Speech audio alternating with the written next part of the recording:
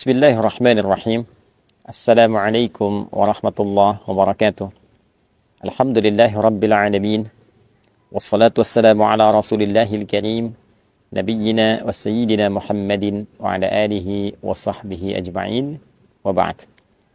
Saudara-saudariku, dimanapun berada, alhamdulillah kita sangat bersyukur pada Allah Subhanahu wa ta'ala yang telah melimpahkan nikmat begitu ruah kepada kita sampai dengan detik ini di kesempatan Ramadan, dan alhamdulillah kita diberikan kemampuan untuk meningkatkan ibadah yang menghiasi hari-hari dan malam-malam Ramadan yang kita dapati sampai detik ini.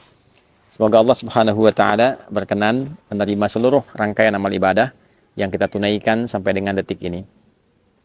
Teman-teman, di antara keutamaan dan keistimewaan Ramadan adalah bulan yang menghadirkan limpahan kesempatan untuk bermunajat kepada Allah Subhanahu wa ta'ala. Di antara munajat itu dapat kita arahkan khusus untuk memohon ampunan Allah Subhanahu wa ta'ala. Dengan kata lain, Ramadan adalah bulan kesempatan untuk bertaubat kepada Allah Subhanahu wa ta'ala. Ramadan adalah bulan untuk memperbanyak permohonan ampunan kepada Allah Subhanahu wa ta'ala. Namun demikian, penting untuk kita bersama mempelajari lagi bahwa taubat adalah bagian dari ibadah. Istighfar bagian dari ibadah. Layaknya ibadah, maka ia memiliki cara, memiliki adabnya, memiliki aturannya. Salat, ibadah, memiliki aturan. Membaca Al-Quran, ibadah, memiliki aturan.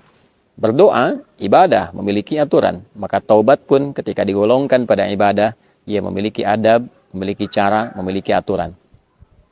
Banyak diulas untuk bertobat, tentu mesti ada pengakuan, mesti ada penyesalan, mesti ada kesadaran untuk memperbaiki diri dan berkomitmen untuk berbuat lebih baik dibandingkan dengan hari-hari yang telah berlalu.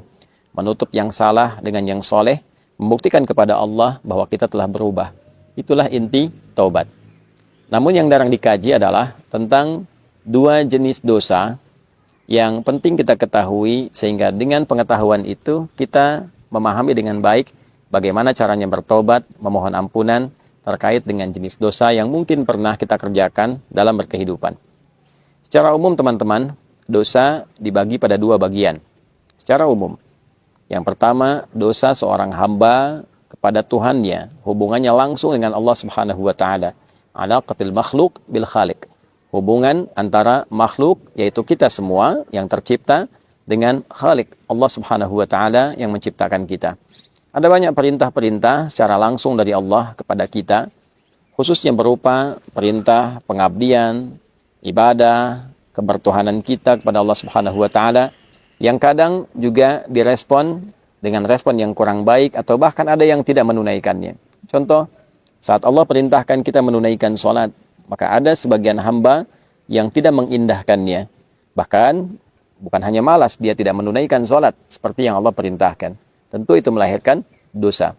Allah perintahkan dia untuk mengkaji Al-Quran, membaca Al-Quran, bahkan belum punya waktu yang cukup untuk sekedar membacanya. Allah perintahkan untuk berpuasa, bahkan ia belum punya kekuatan untuk memotivasi dirinya demi menunaikan apa yang Allah perintahkan itu. Hal-hal demikian adalah hal-hal yang terkait langsung hubungan kita secara vertikal dengan Allah Subhanahu wa ta'ala. Maka apa yang dilakukan dalam hal tobat yang dimaksudkan? Yang pertama, tentu kita menengadahkan diri, kita bersimpuh kepada Allah Subhanahu wa ta'ala untuk memohon ampunan sempurna kepada Allah dari semua dosa-dosa yang terkait hubungan kita langsung dengan Allah Subhanahu wa ta'ala. Bagaimana cara melakukannya? Ada beberapa metode, ada beberapa cara. Di antaranya bisa kita lakukan melalui sholat. Karena hakikat dari sholat yang kita kerjakan, di dalamnya berisi banyak doa. Di antara sekian ragam doa, wujudnya adalah permohonan ampunan kepada Allah Subhanahu wa ta'ala. Dalam ruku' kita meminta ampunan, baik membacakan subhana rabbiyal azim wa bihamdi, ataupun subhanakallahumma rabbana wa bihamdika Allahumma gfirli, ya Allah ampuni aku. Pun demikian, bahkan dalam sujud juga ditemukan kalimat yang serupa. Duduk di antara dua sujud, kalimat pertamanya Rabbi gfirli, ya Allah ampuni aku. Bahkan di pembuka salat dalam iftitah, Di antara sekian rangkaian doa iftitah, salah satunya adalah doa taubat, permohonan ampunan.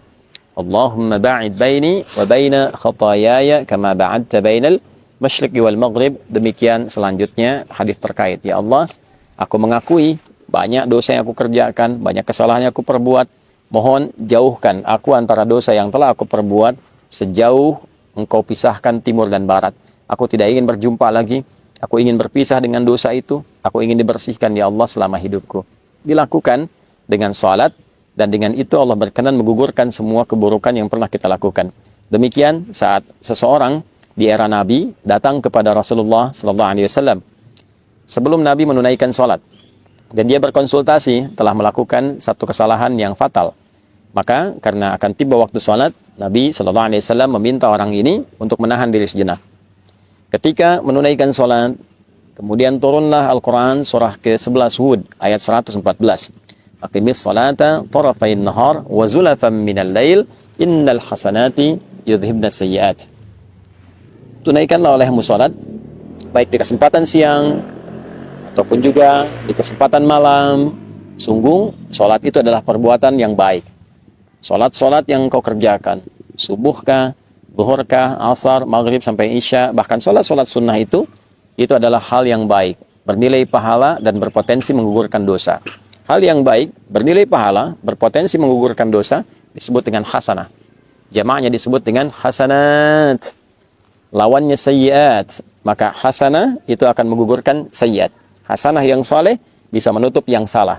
Maka Allah tegaskan, innal hasanati, sungguh kebaikan-kebaikan bernilai pahala itu, yudhibna sayyiat, itu akan menggugurkan, menghilangkan segala bentuk keburukan-keburukan.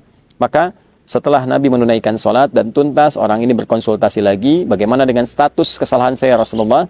Maka Nabi memberikan komentar kama qala, bahwa Allah sudah menurunkan ayat, dengan engkau menunaikan salat, dengan bermunajat kepada Allah, istighfar, betul-betul serius bertobat, Allah berkenan mengampuni dosa-dosa yang pernah dilakukan dalam hidup. Maka inilah salah satu fungsi salat. Fungsi salat bermakna taubat. Jadi bukan sekedar hajat. Wasta'inu bis sabri was salah.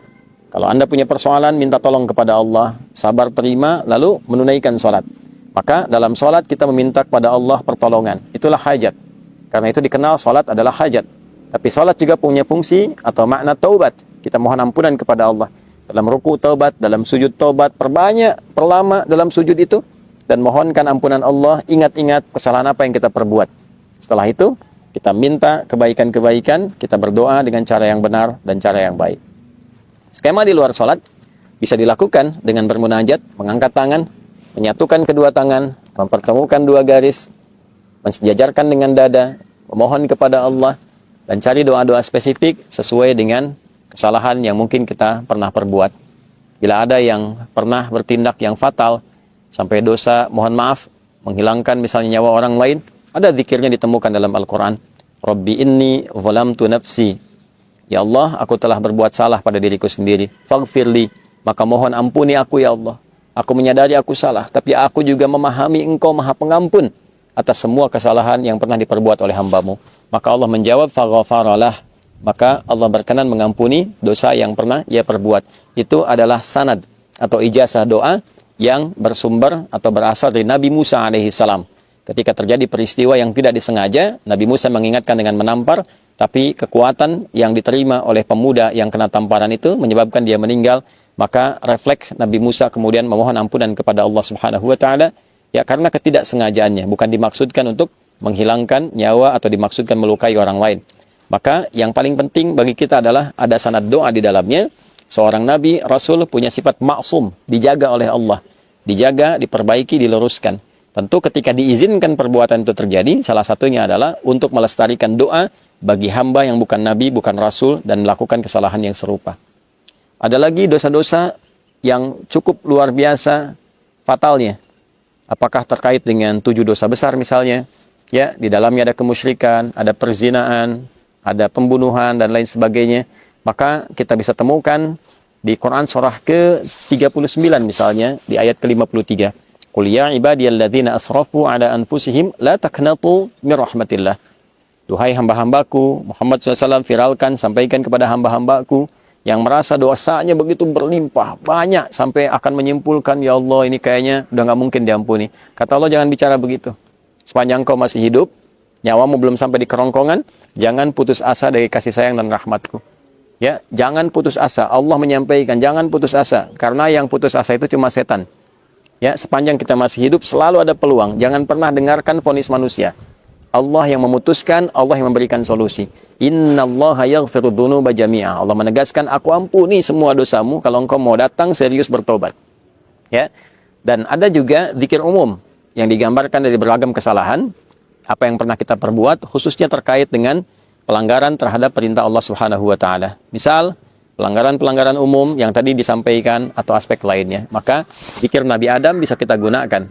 Yang dilestarikan oleh Nabi Muhammad diajarkan pada kita, Rabbana zalamna anfusana wa illam taghfir lana wa tarhamna lanakunanna minal khasirin. Demikian ditegaskan di surah Al-A'raf itu.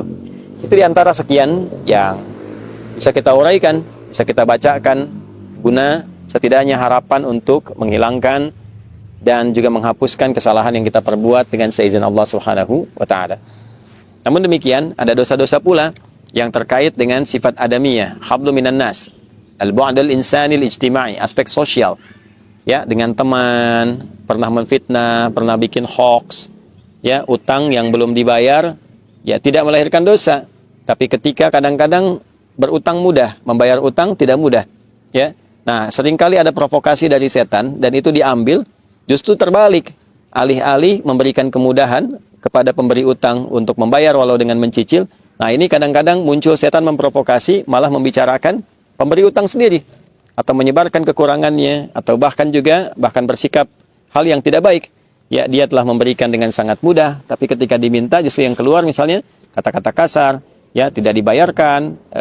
Dalam saat yang sama justru menyebarkan aib atau membuat informasi yang salah, yang keliru, sehingga dengan tujuan ingin menutupi kesalahan yang pernah diperbuat. Ini sifat dosa adami, ya, dosa yang terkait dengan sifat kemanusiaan secara sosial. Artinya fitnah, artinya hoax, artinya sifat mencela, merendahkan orang lain.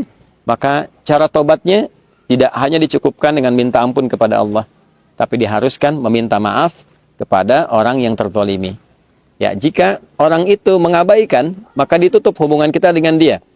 Yang dimaksudkan begini, semisal ada orang mencela kita, lantas kita mengabaikan itu, kita biarkan, kita abaikan, ya, kita mintakan kepada Allah solusi kebaikan, saya tidak ingin menanggapi.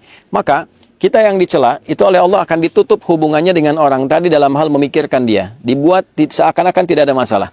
Tapi orang yang mencela tadi, ya, sebelum dia minta maaf kepada orang yang dicela, maka tetap akan tergantung keadaan taubatnya, tetap tergantung keadaan permohonan ampunannya kepada Allah sebelum dia meminta maaf kepada orang yang telah dicelanya itu. Nah, karena itu di bulan Ramadan, bulan baik, bulan permohonan ampunan, bulan taubat, kita mesti memahami skema ini. Tidak cukup dengan kita mengatakan, ya Allah ampuni saya, pada bagian yang kedua ini lantas selesai. Hubungan dia dengan Allah selesai, tapi dengan orang itu belum selesai. Ya, bagaimana faktor belum selesainya? Di hadits Muslim, riwayat sahabat Abu Hurairah radhiyallahu taala anhu, bila ini tidak diselesaikan di dunia, maka di akhirat bisa terjebak pada potensi kebangkrutan yang disebut dengan muflis, orang yang bangkrut, karena pahala dia ditransferkan kepada orang yang pernah dizaliminya. Tu'khadhu hadza min hasanati wa hadza min hasanatihi. Dia berbuat salat, lantas dia mencela orang lain, maka pahala salatnya diberikan kepada orang yang dicela itu. Demikian selanjutnya, sampai tiba ada yang fa in faniyat hasanatu, habis modal kebaikannya, tersisa keburukannya. Misal, pahala salat habis, baca Quran habis, tersisa pahala bikin hoax, ya, tentang orang lain. Maka dosa orang yang dihoaxkan itu dibicarakan, diturunkan martabatnya, diambil dosanya, ditimpakan kepada pembuat hoax itu. Faturiha finnar, maka dicucilah dulu dia di neraka dari keburukan-keburukan yang pernah ia kerjakan itu. Maka dari itu teman-teman sekalian, penting bagi kita untuk saling memaafkan, untuk juga memotivasi diri mau meminta maaf. Untuk memaafkan itu sesuatu yang rasanya tidak terlampau sulit.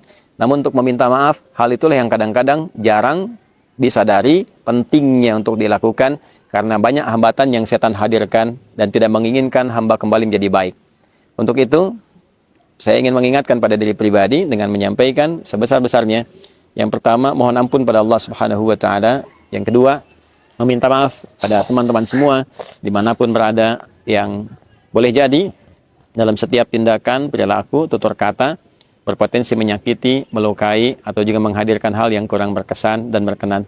Mohon dimaafkan, mohon sebesar-besarnya diberikan pengertian, dan semoga Allah Subhanahu wa taala mengampuni dosa-dosa kita semuanya. Allahumma taqabbal minna innaka antas sami'ul alim wa tub 'alaina innaka antat tawwabur rahim. Tubna ilaika ya arhamar rahimin taubatan nasuha waghfir lana dhunubana wa kaffir 'anna sayyi'atina wa tawaffana ma'al abrar. Wa sallallahu ala sayyidina Muhammad wa ala alihi wa sahbihi ajma'in. Wa akhiru da'wana alhamdulillahi rabbil alamin. Adi Hidayat, Rabiati Khairatun Hisan dari Mira. Assalamualaikum warahmatullahi wabarakatuh.